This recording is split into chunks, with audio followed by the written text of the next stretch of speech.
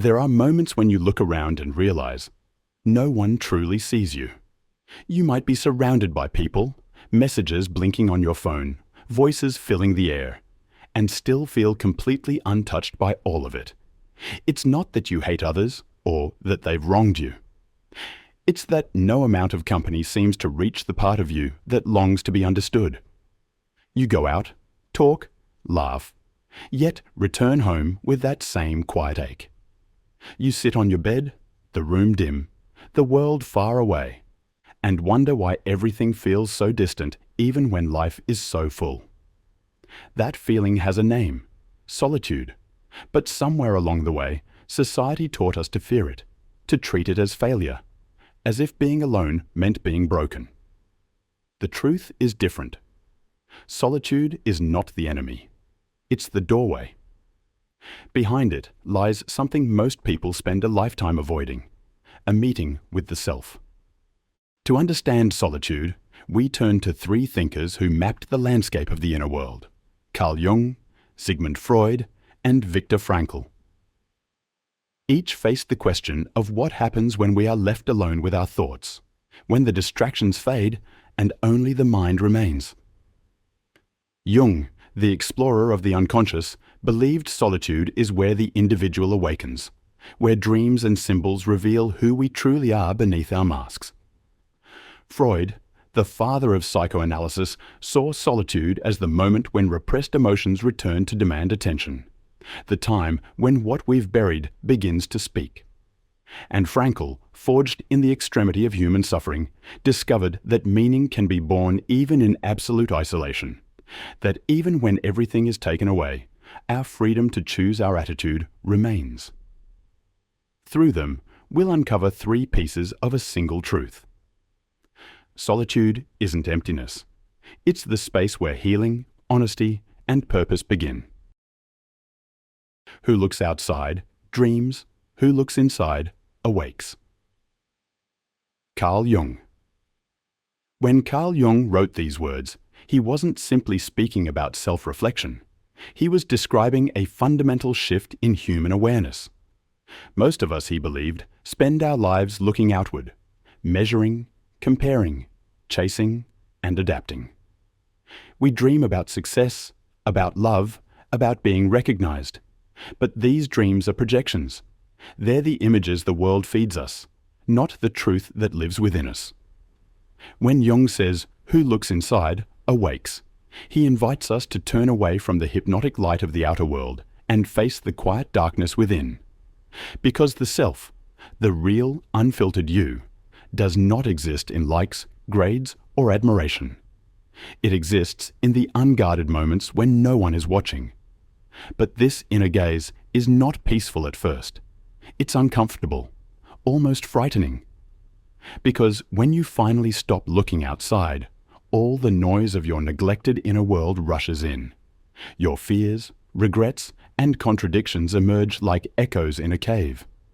Jung called these shadows the parts of us we hide from others and from ourselves. Solitude brings them to the surface. That's why it feels heavy. You are not lonely. You are meeting your own depth for the first time. Most people never do this. They drown that silence in stimulation, scrolling endlessly, always busy, afraid to be alone even for an hour. They think they're escaping boredom, but what they're really escaping is themselves. Jung would say they remain asleep, trapped in the dream of the collective, living by borrowed desires. To awaken, in Jung's sense, is not to achieve some spiritual enlightenment. It's to stop lying to yourself. It's to look within and see, without filters, what you truly want, what you truly fear, and who you truly are. Think of a moment when you were alone and couldn't distract yourself, perhaps during a long walk, or late at night after an argument, or when you realized a friendship had quietly faded. At first, the silence hurt, but if you stayed with it long enough, something else emerged. A strange clarity. A voice that said, "This is what you really feel." That's the awakening Jung meant. Solitude is the classroom where this awakening happens. But the curriculum is difficult. You will have to face how much of your life was shaped by imitation, opinions copied, ambitions inherited, behaviors rehearsed. You might realize how little of what you chase actually belongs to you. It's painful, but necessary.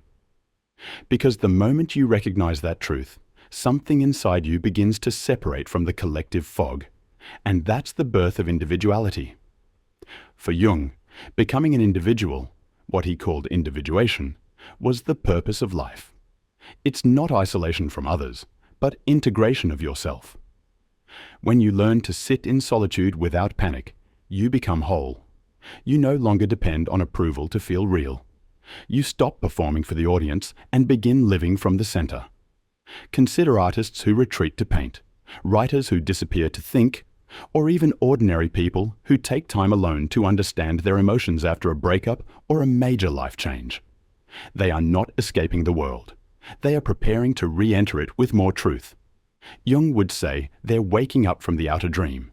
So, the next time solitude feels unbearable, remember this: you're not being punished. You're being invited. Invited to stop dreaming through others and start awakening through yourself. It's not an easy invitation to accept, but if you do, life begins to unfold differently. The same world that once felt empty starts to feel alive because you're finally seeing it with eyes that are truly open. Unexpressed emotions will never die. They are buried alive and will come forth later in uglier ways. Sigmund Freud. Freud had a darker view of solitude than Jung. For him, being alone wasn't always a noble journey inward. It was often the stage where our hidden wounds began to whisper. The human mind, he believed, is like an iceberg. Most of it lies below the surface, invisible but powerful. We show the world a controlled face, polite, rational, calm, while below that mask lives an ocean of impulses, fears, and memories we've tried to bury. Freud's warning is simple but terrifying. What you repress doesn't disappear. It waits. The emotions you refuse to express, anger, sadness, guilt, humiliation, are stored somewhere inside you, and they grow restless. In solitude, when the noise of the outside world fades, they begin to move again. That's why loneliness can feel haunted. You're not just with yourself. You're with everything you've ever avoided feeling. Think about the last time you felt a wave of anxiety or irritation seemingly out of nowhere. Maybe you were fine all day, then suddenly overwhelmed by sadness at night. That's repression cracking open. Freud would say, you didn't get sad for no reason. The sadness was always there. You just ran out of distractions. We live in a culture obsessed with avoidance. We call it productivity, entertainment, even self-improvement. But much of it is escape. We drown feelings in busyness. We chase relationships to avoid facing emptiness. We scroll, binge, shop, or talk endlessly, not because we're connected, but because silence exposes what connection has hidden. Freud would call this defense mechanisms, strategies the ego uses to protect itself from discomfort. But in doing so, it also blocks healing. In solitude, those defenses crumble. The mind, left without noise, becomes a theater where the past begins to replay. The argument you lost years ago, the affection you never received, the guilt you never confessed. It all resurfaces, and most people panic. They rush to fill the silence again, to drown it with sound. But Freud's truth is this: the only way to stop the haunting is to listen to it. He saw therapy as a space to give voice to the buried, to speak what was once unspeakable. But solitude can serve a similar function, if you approach it with honesty. When you sit alone and let the emotions surface, instead of labeling them as bad, try to observe them. Ask, what are you trying to tell me? You'll be surprised how intelligent your pain can be when you finally stop interrupting it. Imagine someone who keeps smiling through every disappointment, insisting, I'm fine. Years later, they explode in anger or sink into depression. That's not sudden. That's repressed emotion finding a way out. Freud would say their unexpressed feelings didn't die, they just mutated. The tragedy is that by fearing emotion, we allow it to control us more deeply. By refusing to feel small pains, we invite bigger ones. Solitude is dangerous for such a person because silence is the natural solvent of repression. It dissolves the layers of denial until the truth appears, often messy, often painful, but always necessary. And once you start expressing what was buried, through writing, talking, crying, or creating, the pressure begins to lift. Freud's insight teaches us something profoundly practical. Isolation hurts most when we're full of unspoken emotions. The solution is not to escape people, but to make peace with what's inside before we reach for others again. Because when you express your inner chaos, even privately, even imperfectly, solitude stops being a prison. It becomes a workshop. In that workshop, emotion becomes language, pain becomes understanding, and silence becomes the most honest conversation you'll ever have.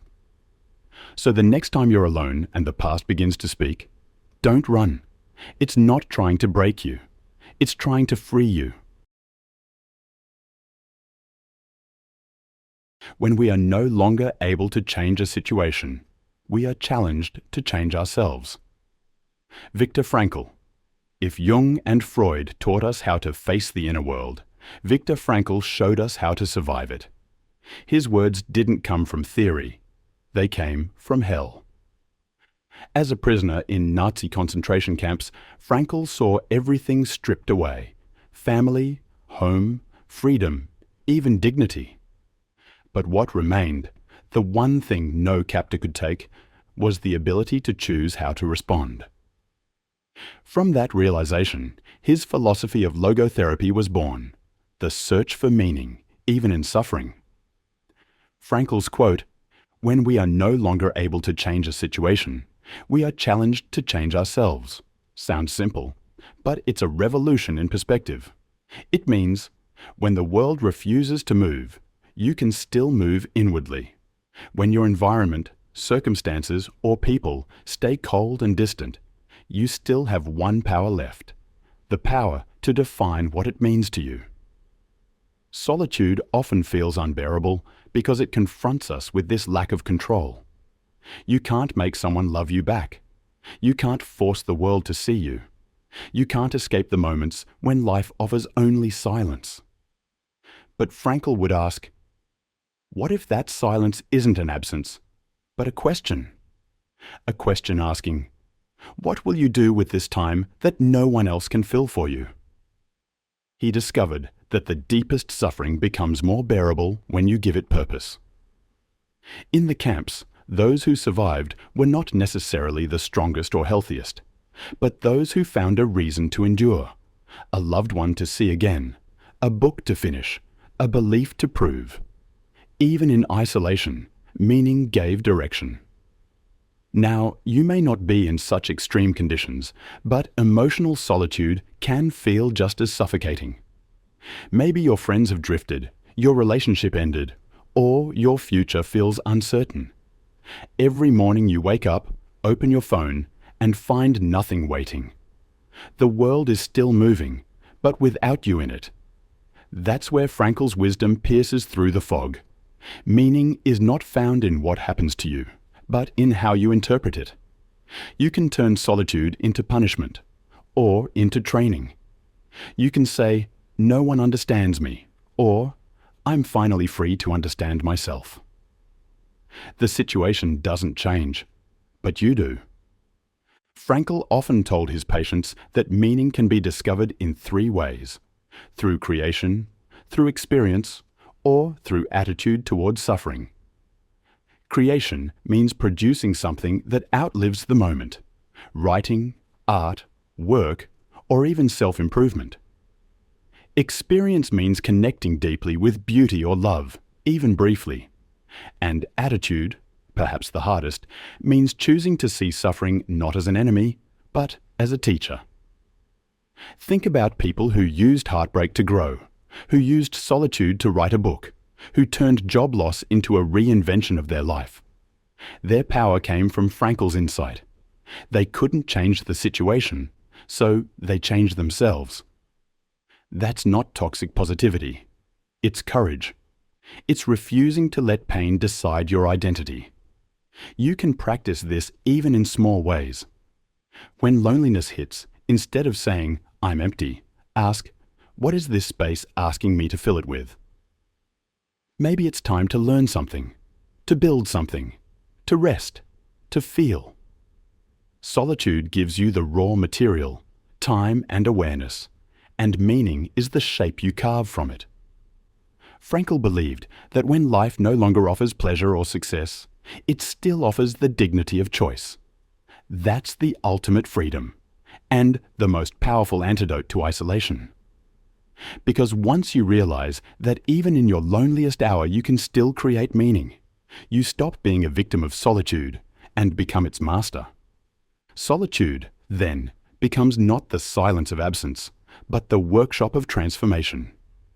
You stop waiting for someone to save you and begin to rebuild yourself from the inside out.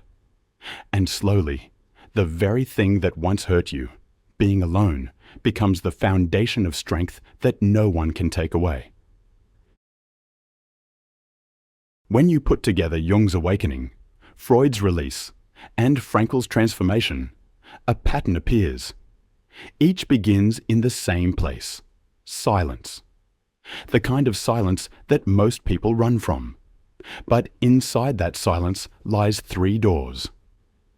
Jung's door leads inward, into the mystery of the self you've ignored. Freud's door leads downward, into the feelings you've buried. Frankl's door leads forward, into the meaning you can create. Together, they form a single map. Solitude is not emptiness.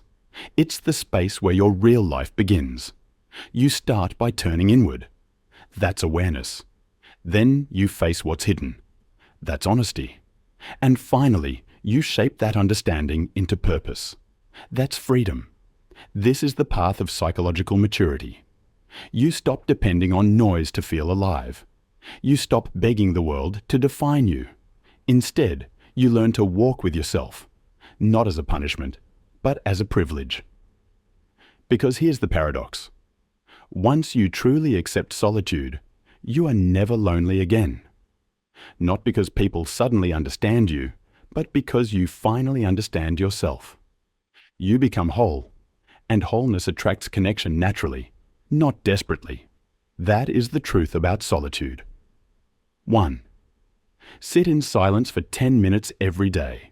No music, no scrolling, no escape. Just breathe and notice. Let the thoughts come and go. You'll start to recognize the voice beneath all others, your own. 2. Write without censoring yourself. Freud would call this free association. Speak on paper without judgment. It doesn't have to make sense.